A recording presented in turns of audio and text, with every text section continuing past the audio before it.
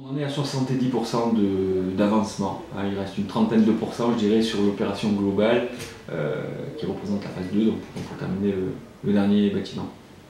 Et là, on vient tout fraîchement de terminer le bâtiment dialyse et le bâtiment gériatrie qui ont été tous deux livrés le 30 juin. On arrive sur la phase 2, la dernière. Le gros œuvre a démarré en tout début d'été, puisqu'il a fallu démolir la chirurgie existante qui était enclavée contre les deux bâtiments que l'on venait de construire, plus le plateau technique et les urgences existantes. Donc il y a un peu de technicité, je dirais, un peu supérieure au bâtiment que l'on vient de livrer, je parle en lot technique surtout.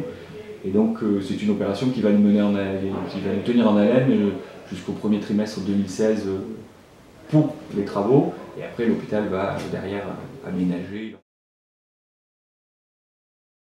Elles sont donc techniques d'une part, puisqu'on vient construire contre et sur l'existant. Donc il a fallu déjà justifier, renforcer les structures pour réaliser ces travaux. Et la deuxième difficulté, c'est qu'on vient sur l'existant, travailler au-dessus de la tête et contre des services en fonction. Et donc là, on est obligatoirement pris par des contraintes de fonctionnement de l'hôpital, ce qui s'entend, que ce soit d'hygiène, donc de poussière, de nuisance sonore.